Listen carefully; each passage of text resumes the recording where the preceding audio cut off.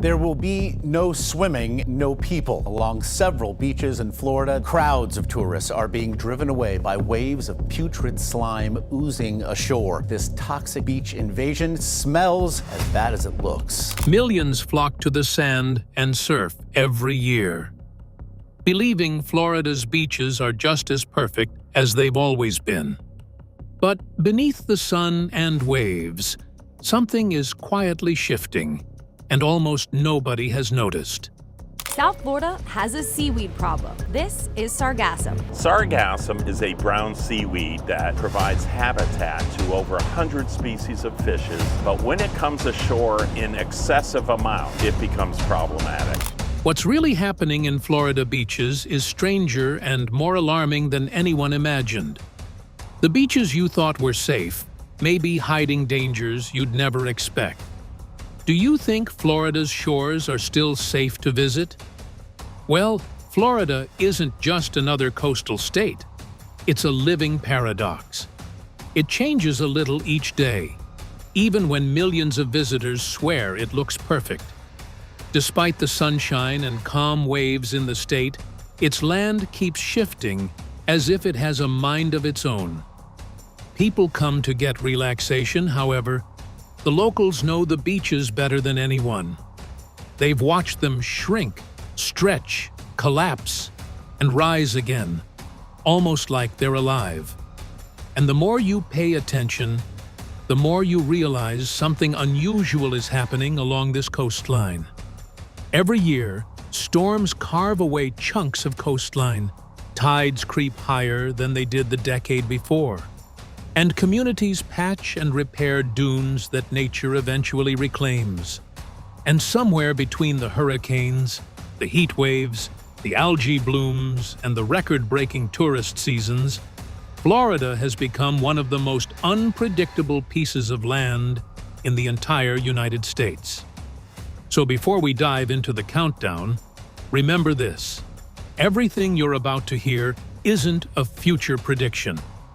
It's already happening. And now that you know the stage Florida is standing on, it's time to look at what's changing first. Number 8. Beach erosion and disappearing sand. Florida's shoreline has always been part of its identity, and for many people, it's the first picture that comes to mind when they think of the state. This image is still real, but it isn't the full story anymore. The coastline has been changing in ways that many residents only notice when their favorite beach starts looking smaller than they remember. Right now, the slow retreat of the shore is no longer subtle. It's happening across a large part of the state, and the scale is catching more people off guard. Out of roughly 825 miles of sandy shoreline, more than 485 miles are already dealing with erosion. That's literally more than half the state. And what is even more concerning is that around 392 miles fall under the state's critically eroded category, which means the loss of land isn't only affecting the look of the beach. It's strong enough to put homes, roads, wildlife habitats, and public areas at risk. Once a beach reaches that level, the countdown begins. Communities know they're losing the natural protection that once stood between them and the next storm. And every year, the situation grows more serious. Now, you might be thinking, why exactly is this happening? Well, multiple forces are at play here. Firstly, sea levels have risen, which allows waves to climb a little higher each year. Storms have become more intense and more frequent, tearing away sand that once took years to settle. Also, construction along the coast plays a part. Seawalls, condos, jetties, and the constant maintenance of inlets interrupt the natural movement of sand. Instead of drifting and rebuilding, the sand stalls or disappears, leaving certain beaches exposed.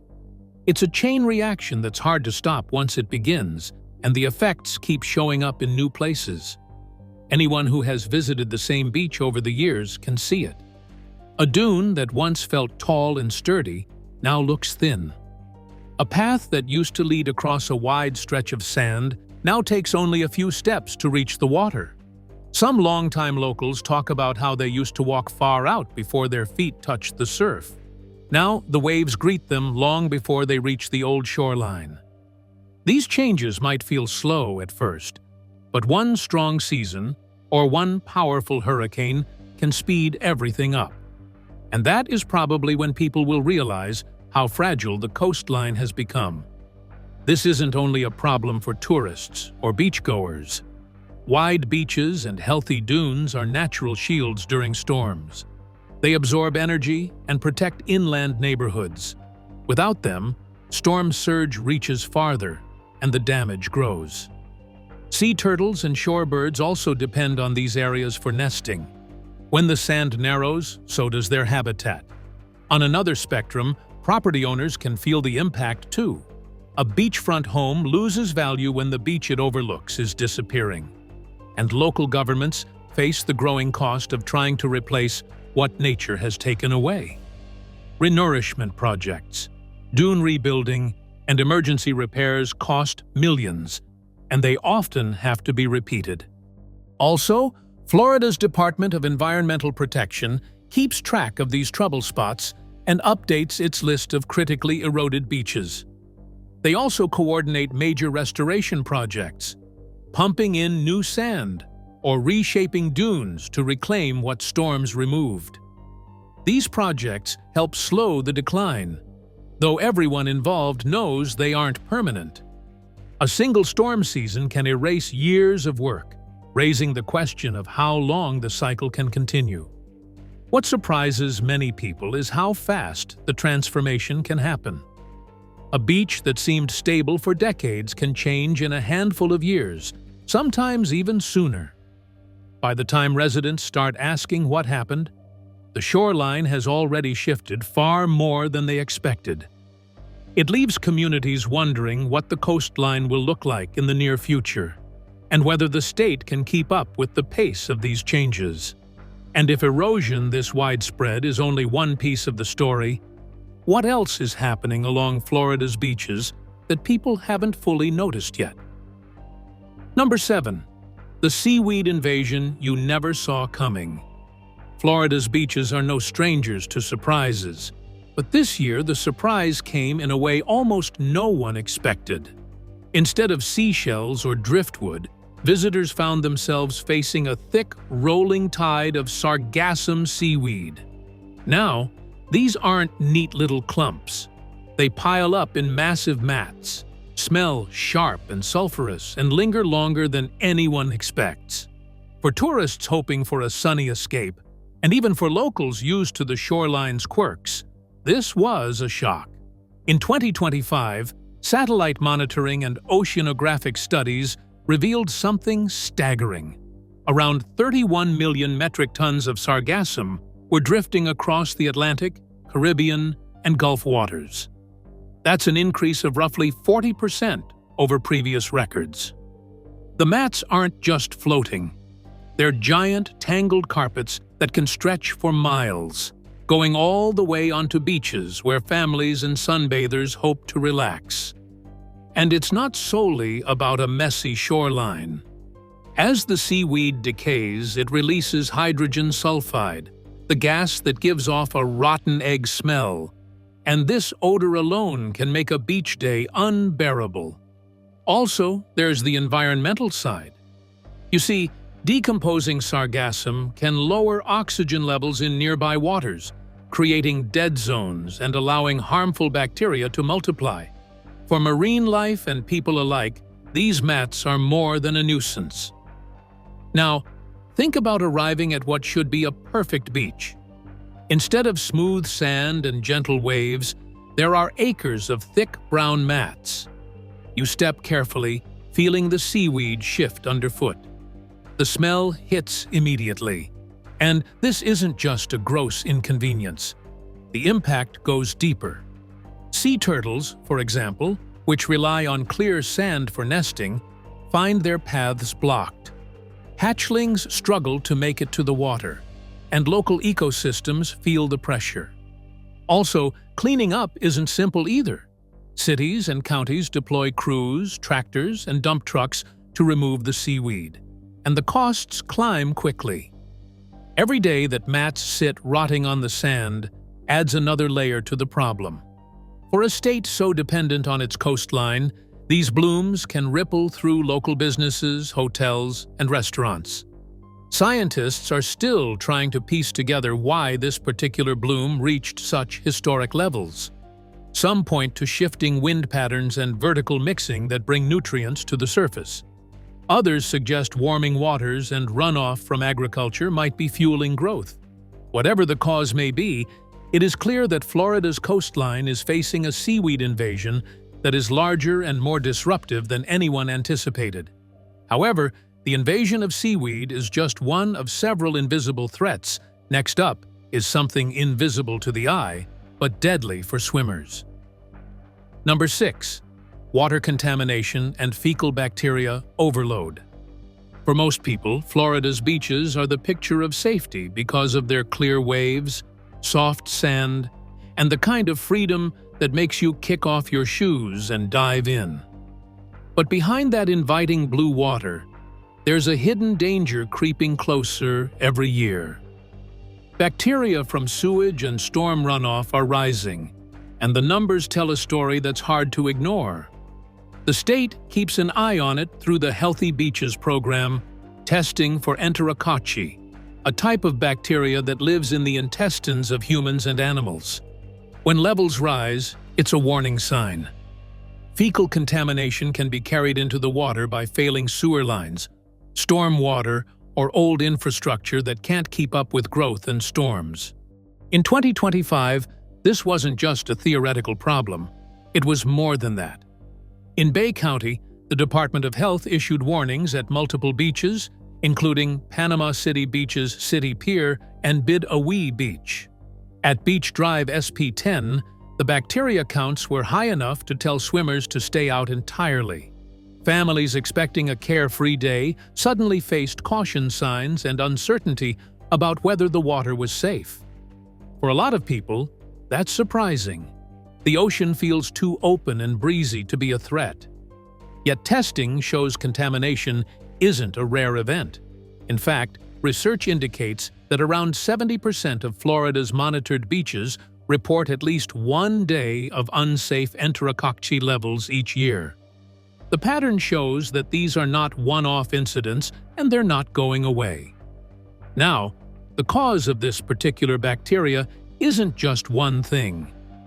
First, heavy rains send storm water rushing from streets, yards, and agricultural areas straight into the ocean. In some cases, aging sewage systems leak, overflow, or get overwhelmed, and hurricanes can send untreated water spilling into coastal areas. Every storm or infrastructure failure adds another layer of risk. And the effects of this whole issue are not so good. Enterococci levels over 71 colony-forming units per 100 milliliters trigger health advisories. Swimmers can become ill, suffering from stomach issues, skin rashes, or ear infections. Imagine heading out for a relaxing swim and finding warning signs posted along the sand. Even locals who've grown up on these beaches start checking water quality reports before stepping into the surf. When we look at it another way, we see that tourists also suffer. When warnings are posted repeatedly, word spreads fast. Visitors reconsider plans, photos of advisories circulate online, and beaches that once drew crowds suddenly feel risky. Local governments feel the pressure too, balancing the cost of fixing old pipes, managing runoff, and keeping residents and tourists safe. These aren't small problems you can patch over. They require ongoing attention. Even with careful monitoring, the risk can appear and disappear quickly. A heavy rain or a small sewer overflow can spike bacteria levels in hours, long before the next test confirms the water is safe again. For those chasing a carefree beach day, that uncertainty is a constant shadow. Florida's coastline has a way of hiding problems until they're impossible to ignore. And the next one on our list is one of those times. Number 5.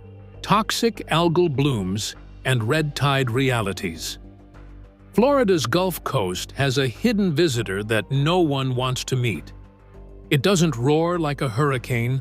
However, it can wreak havoc on the water, the wildlife, and even the people walking along the shore. Known as red tide, these harmful algal blooms are made up of tiny organisms called Carenia brevis. When they multiply, they can turn once clear waters into something that looks like a reddish-brown soup. And that is not all. These red tides release toxins that drift through the waves and even into the air, affecting everyone nearby. When the red tide rolls in, the change is impossible to ignore.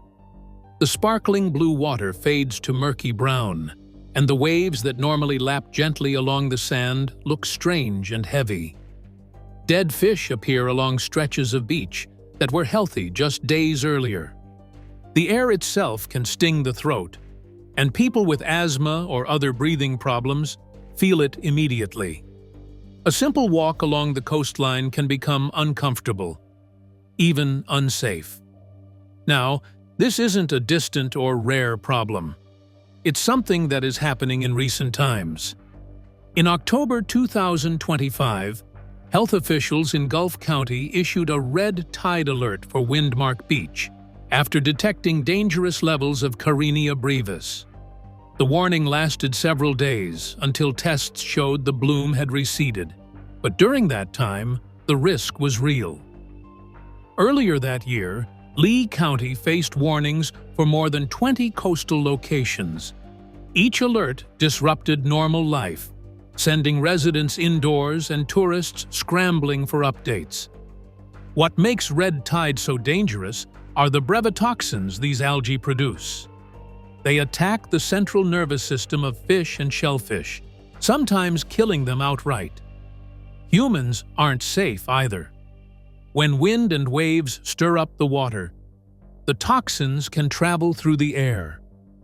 Breathing in the sea breeze can irritate eyes, noses, and throats. People with respiratory issues are particularly vulnerable, and even healthy visitors can feel the effects after a long beach day. In water, the ecosystem suffers too. As the red tide intensifies, fish die in large numbers.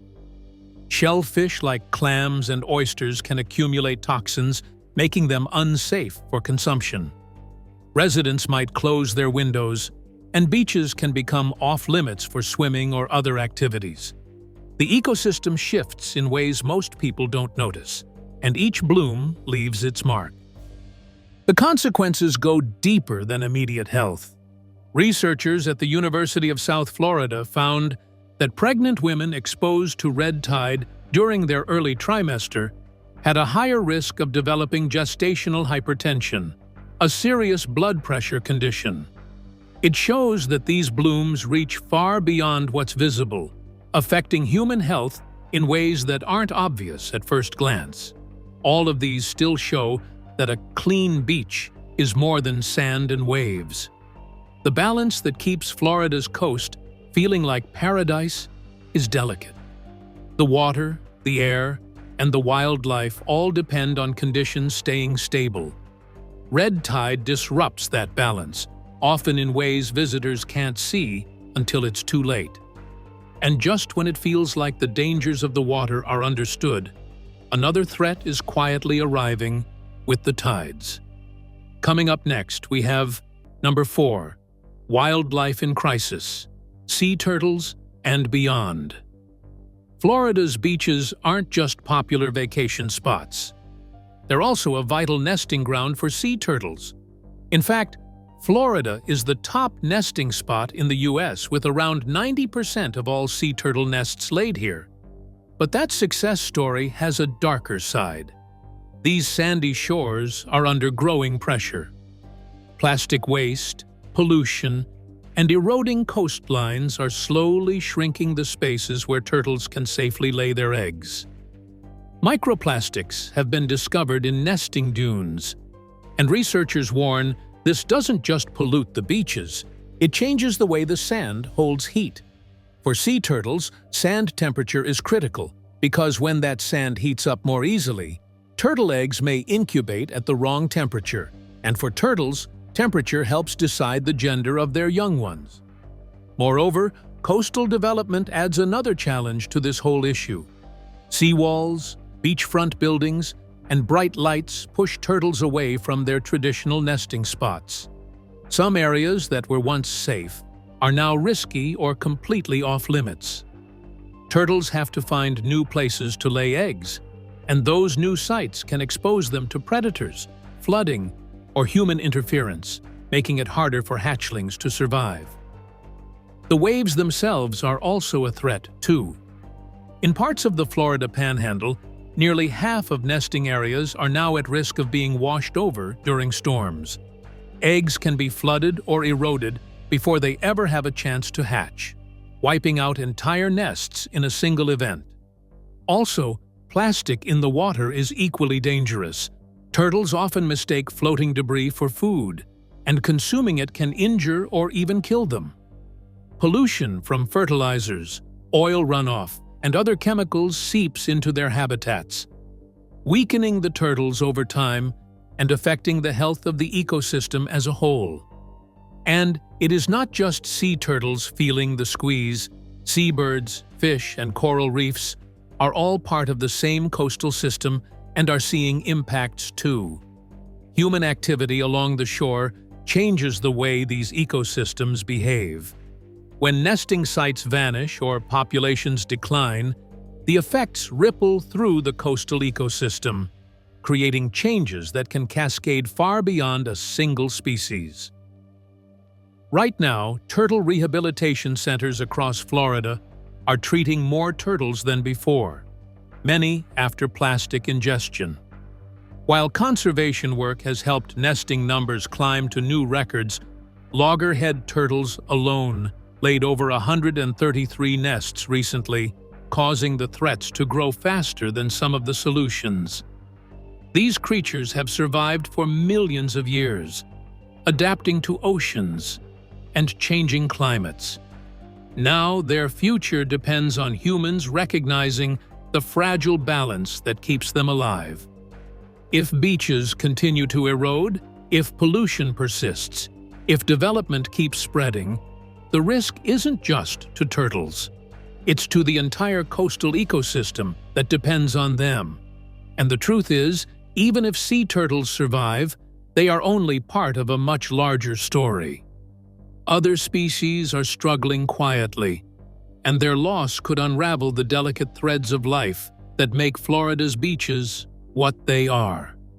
Springs have been Florida's secret treasure, flowing with clarity for centuries. What happens when that treasure slowly becomes brackish and strange?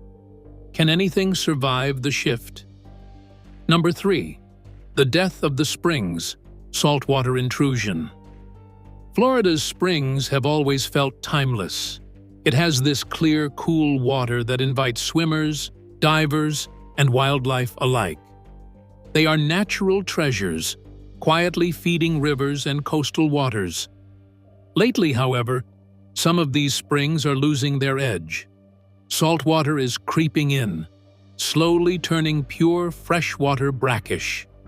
Rising sea levels and less rainfall are giving salt the upper hand, changing ecosystems that have survived for thousands of years. This change isn't a mere problem. As salt moves into the aquifers, plants that thrived in freshwater struggle to grow. Some springs are shifting toward vegetation that can tolerate brackish water, and that small change has big consequences. Freshwater plants support fish, amphibians, and countless other species. When the plants fade, the creatures depending on them begin to disappear too. Over time, whole communities of springside wildlife could collapse, replaced by organisms suited for brackish water. The delicate balance that made each spring a unique ecosystem is under threat. When we think about it, this problem doesn't stop in the spring alone. Salt intrusion also weakens the very veins that feed Florida's coastal waters, And many of these springs flow into rivers, lakes, and ultimately, the ocean.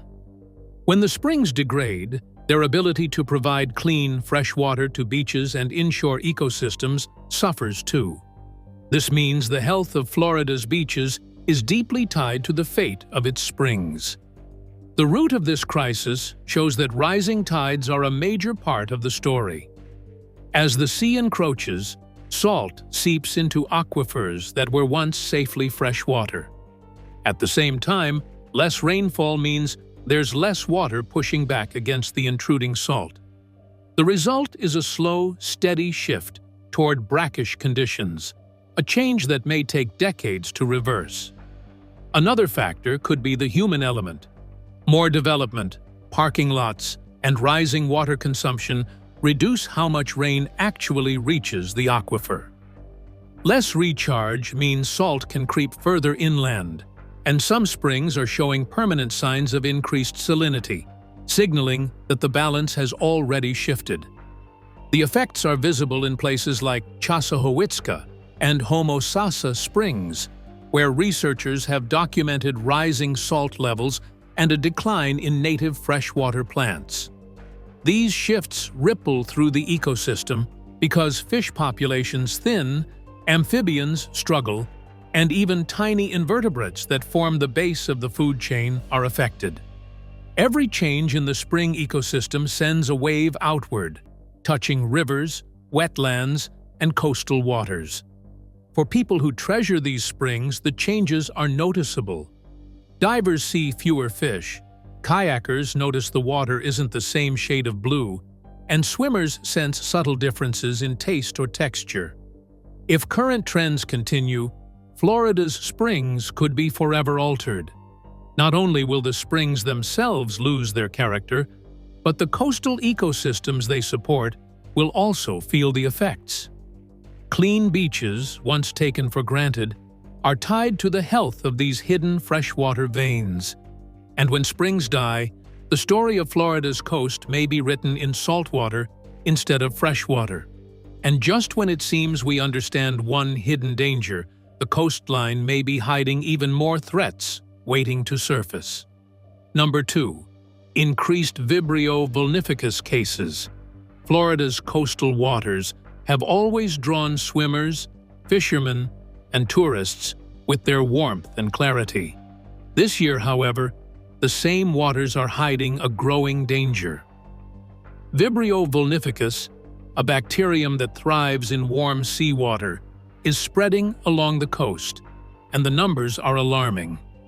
The Florida Department of Health has reported dozens of infections in 2025, with at least 5 people dying after exposure. Vibrio vulnificus isn't an ordinary bacterium. It's sometimes called flesh-eating bacteria because it can rapidly infect open cuts, eating away at tissue if not treated quickly. You don't even need to have a serious injury to be at risk. Also, eating raw or undercooked shellfish, particularly oysters, is another way people contract it, and the results can be severe. This year, Florida recorded 29 confirmed cases with 5 deaths. Earlier reports indicated 28 infections with the same number of fatalities, stretching across counties like Bay, Broward, Hillsborough, and St. John's. Health officials say this surge is part of a worrying trend, and they are watching the situation closely. The danger comes from how quickly the infection can escalate. When Vibrio enters a wound, it can cause necrotizing fasciitis, a severe condition where flesh and muscle break down. Doctors sometimes have to remove infected tissue, even perform amputations to stop the infection. For those who eat raw shellfish, the bacteria can reach dangerous levels inside the body, triggering fever, nausea, blistering skin, swelling, and, in serious cases, septic shock. In certain scenarios, warmer waters are making this problem worse. Vibrio thrives in heat, and with rising coastal temperatures, it's multiplying faster than usual. Storm surges and flooding from hurricanes allow saltwater to intrude inland, exposing more people to contaminated water. A small scrape while wading through these waters can become a serious risk. Health officials urge caution, especially for vulnerable populations, people with weakened immune systems, liver disease, chronic conditions, or even minor cuts need to take extra precautions.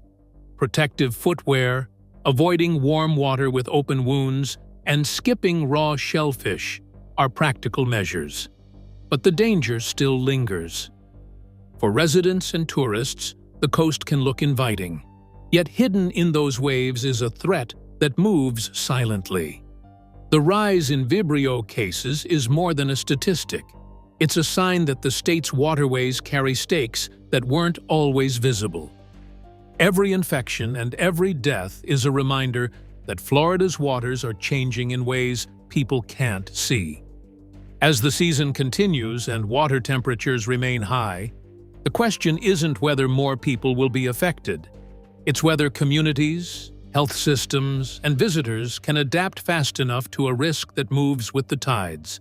We've talked about erosion, seaweed, bacteria, plastic, closures, hidden buffers, but the final bombshell is about you. At the very top of our list, we have number 1, the human cost, tourism and economy. For decades, the coast has been a magnet for travelers, drawing millions eager to sink their toes into soft sand, hear the steady roll of waves, and soak up the sun. These beaches aren't just a backdrop for vacations, they are the heartbeat of the local economy, shaping livelihoods, jobs, and entire communities. Tourists arrive expecting beauty and relaxation, yet the very shores they seek are under pressures that could change the experience entirely. Now, think about it when those visitors start staying away. When erosion eats into the shoreline or piles of seaweed and algal blooms clutter the sand, the beaches start to lose their appeal. Visitors notice these changes, and when the scenery looks worn or the beach access is limited, some cancel trips or choose other destinations. What looks like a minor change to some is actually a huge blow to local businesses. Because of this, hotels can result in lower occupancy, beachfront restaurants see fewer diners, and tour operators lose clients who were counting on full beaches for paddleboard rentals, dolphin tours, or simple sunbathing. The problem isn't only erosion. From another dimension, pollution is also a big issue too. Floating debris, algae blooms, and piles of seaweed reduce the appeal of a shoreline. Even when the sun is shining, tourists can be turned away by the sight or smell of rotting material. Local crews work tirelessly to clean beaches, but the scale of the problem often exceeds resources. Small businesses feel the pinch first before fishing guides, kayak rentals, snack stands, and lifeguards see steady declines in income. And when we look at it, the losses are actually a lot. According to Ocean Conservancy data, Florida's coastal and ocean resources generate tens of billions of dollars in revenue each year and support over 1 million jobs. When the natural assets that create this value are compromised, the blue economy begins to weaken. Residents feel it in paychecks, local governments feel it in tax collections, and tourists feel it in their vacation experience.